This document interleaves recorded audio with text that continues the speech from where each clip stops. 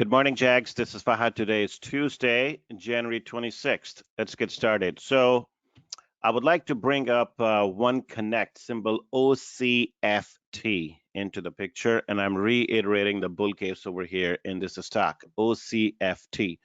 This is a Chinese fintech, very well-established name.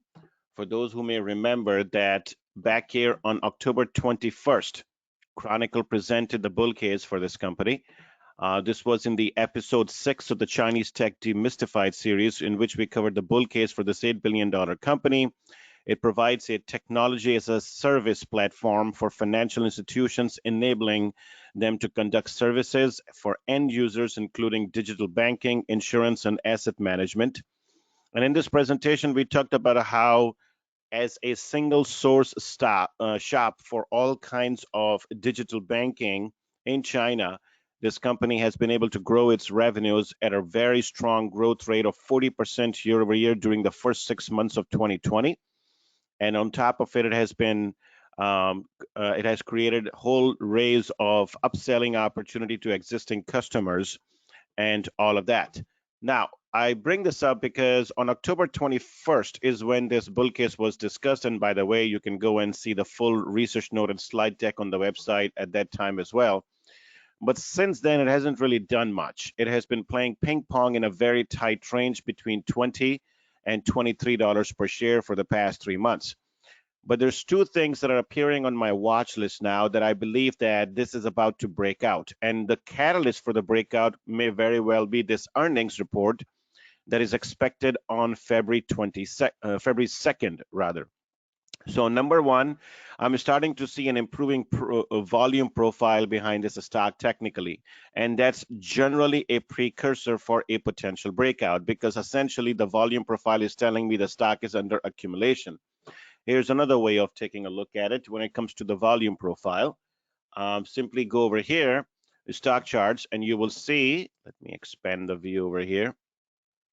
You can see that right over here, since really January 11, January 12, we started to see volume profile improve. And prior to that, in the middle of December, we were also starting to see volume profile improve. And if you expand this view to about 9 months to see the entire thing, you will see right here. After a very quiet period for quite some time, we're starting to see accumulation patterns improve. So I think this thing is going to start to break out from this base and make a run towards $30 per share. The second thing has to do with the fundamentals. Now, one of the things that we discussed in the presentation in October is how this company is cross-selling its product. The news came out that this company has signed a very large partnership with One Connect and Swiss Re, which is one of the insurance giants from Switzerland. Now, although this news came out on August 5th, which was before when we made that presentation. But if you look at the earnings report on November 3rd from this company, that's when they really started to talk about the benefits of this partnership. And this is one of potential many such partnerships is still to come as the company continues to cross-sell to existing customers. And this goes back to the heart of the bull case that we discussed in the outlook. Second thing that I will discuss is I should mention is that this company posted on November 3rd year-over-year revenue growth of 50.7%, which accelerated from 40% growth during the first 6 months of 2020. So third quarter was up 50%, while the first 6 months were up 40%. Sequentially, revenue growth was the strongest we have ever seen in this company, looking back the last 2 years of history, growing by 13.8% year over year. This was all reported for the third quarter. And most importantly is the margin profile. And this is the part that I believe could potentially trigger a breakout once everyone realizes that. So for example, in the first quarter of 2020, gross margins was 34.8%. It expanded dramatically in the second quarter of 2020 to 38.4%, expanded again by nearly 400 basis points in the third quarter of 2020 to 42.7%. And if you look at the consensus, like the Bank of America note that I'm seeing this morning, as well as other notes, they're talking about that gross margins should continue to expand further, even in this quarter and then the next couple quarters as well. It's mainly because the company has been phasing out low margin product while they continue to sign these partnerships for cross selling that carry higher margins, such as the Swiss Ray that I just talked about. When you put it all together, this company is just growing at a rapid speed. And I think the stock has been stable for quite some time, has built a significant base that should start to see some recognition on the street with a clean breakout. When you have top line revenue growth of 50% year over year and gross margin having risen by nearly 1,000 basis points in just mere 3 quarters, I think that's significant enough for a potential re-rating on the stock on the street, and the catalyst and the trigger could be this earnings report that comes out on February 2nd. So just refreshing the bull case over here. Keep an eye on this one. I think if it starts to take out 24, we're going to see 30 rather very quickly. That's it from me. Let's go to Jay. Morning, everyone. So we didn't get a chance to cover this yesterday, but a quick update on a company called TFI International, ticker TFII. This was a homepage article back in August, and the title of that note was "A Gem from the Great White North." TFI is a Canadian-based transportation and logistics company. Well, yesterday, the reason for that power candle that you see is because they announced that they acquired UPS Freight for $800 million. This is its largest acquisition ever. A handful of analyst notes are out today, either upgrading the name or raising their price target. Stifel, who really was probably the main analyst or the main firm who has kind of been all over this name, they say that we love this transaction for both TFI and UPS. And if you don't know about TFI, now you know. The stock has been under the radar for years, and we've been trying to get it on as many investor screens as possible for a while now. So we think this will force the issue and give the company the credit, or at least the visibility it deserves. So back in August, the company did an equity raise, and management said that they weren't raising this money to just sit on it. They were going to do a sizable deal, and here it is. They go on to say, we've known for years about the struggles of UPS Freight inside of a big brown organization that only wanted more parcel volume. And if UPS was never going to fix it, TFI is certainly up for the challenge and capable. So what this is going to do, the less than truckload segment for TFI is going to jump from 14% revenue to 44%. It's going to generate revenue from 625 million because it was just strictly a Canadian only provider, and that's going to jump to close to $4 billion. Wow. Post close, the headcount is going to increase to 16,900 from 2,400. Its terminals are going to jump from 38 to 235, and total vehicles from 886 to 7,226. B of A, in their note today where they upgraded the name, they note they're going to rebrand it as T-Force Freight, and their goal is to have a 90% operating ratio within 3 years. This suggests incremental operating income of 225 million, which would be 50% accretive to their 2021 EPS estimate. And then finally, Stifel notes that while most of this conversation is going to be around the LTL business, and rightfully so, TFI also acquired from UPS its dedicated truckload operation, which does $240 million in annual revenue. And even here, they believe that there is room for operating ratio improvement as well as growth.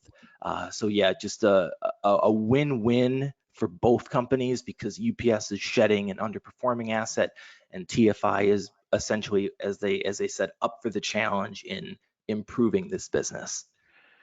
This is incredible. They didn't, I'm looking at the sales price. They didn't pay much for this either. If I compare to the type of upside that they're going to see accretive immediately in their financial statement. So while the UPS is going to take a $500 million impairment charge, They're selling this business to TFI for $800 million. And tell me again, what is the exact revenue upside from this right away? Yeah, so it goes from roughly 625 million to around 4 billion. I think it was even in the screenshot that I sent you. Right here, I have it. Yeah. Uh, um, it goes from 625 million to 4 billion. Mhm. That's a 3.3 billion dollar increase in sales. At what gross margin, I guess, would be the question, because this was an underperforming asset for UPS, but so I don't know exactly what the gross margin profile is, but they paid only $800 million for this acquisition. They may get their money back, depending on the margins, they may get their money back within a year on this, maybe even less than a year on this. Mhm. That's incredible. So no surprise that, usually the acquirers of stock usually tends Yeah. to actually sell Yeah. off, but I can see why the stock responded as it did yesterday. And lots of analysts are upgrading this stock this morning, putting Mhm. price targets of well above $100 per share. In fact, CIBC just came out upgrading the stock as you were talking. Mhm. So great stuff, and a fantastic note here now in hindsight on August 19 when that was published on homepage. Wow, impressive. Okay, let's go to Chronicle. Morning, everybody. So today I have a preview of the next Jaguar Media production for the upcoming deep dive series into electronic gaming software. So I've been spending the last week basically working on a very deep dive into Take-Two Interactive, ticker TTWO. This research note is going to be about 25 pages, give or take, and it's going to explain why I'm bearish on the stock in the near term meaning next 3 months, but I'm bullish in the longer term as an investment. So for this deep dive series, I'm really going to go about this in such a way that even if you have close to zero knowledge of this company and the video game industry, you're still going to come away from this knowing almost everything about the company from reading the write-up and watching the video. Because what I'm trying to achieve here is I'm trying to fill in a lot of the qualitative blanks that sell-side and buy-side research has left out with regards to their analysis of the industry. And I also wanted to help clear up some things that are often misunderstood. So ultimately, the intention here is to add as much value as I can to the current discussion that's out there about the video game publishers. Now, regarding this upcoming research note on Take-Two, I've split the note into several sections here. And according to this image that I shared with the table of contents. So in the first section, that's going to cover some basic information. And I've also provided some very detailed definitions and examples of some important industry-related terms, which are used in the rest of the note. And then in the second section, this is where I dive into Take-Two's current key offerings. In fact, I just finished this section over the weekend. So here I've looked at 6 of the company's biggest offerings at the moment, starting with Grand Theft Auto 5 and GTA Online. Basically, I've dug deep here. I'm going into all the reasons why these 2 offerings have been such a success for almost 8 consecutive years now. So I'm actually going into the qualitative nuances of why they've been so successful instead of doing a lot of hand waving, like a lot of the existing financial research that's out there. And then I'm also going to touch on Take-Two's plans for GTA 5 and GTA Online going forward. And then after that, I've also done a similar deep dive into Red Dead Redemption 2 and Red Dead Online, basically explaining how the developers have tried to replicate their success with GTA Online and Red Dead Online. But I've also gone into the reasons why I believe that despite the success so far, I don't think RDR2 will ever reach the stratospheric heights of GTA 5 in terms of cumulative unit sales and active online players, because again, there are a lot of idiosyncrasies and nuances here that financial research has missed. So that's RDR2.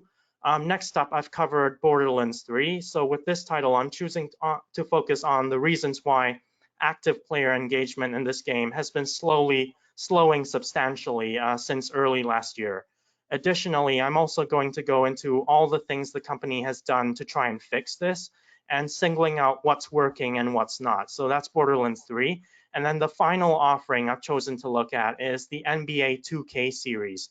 Now for this one, I'm focusing my note on why this series has been a massive success in terms of generating microtransactions and recurrent player spending.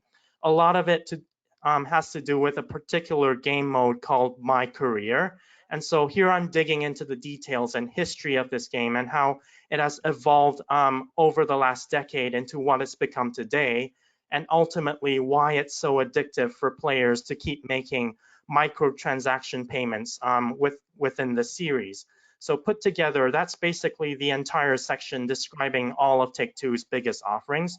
And then moving on to the last couple sections, which I'm currently working on, this is basically where I'm explaining why I think Take-Two stock could struggle in the near term over the next 3 months, but also all the reasons why I'm bullish the stock from a long-term investment perspective.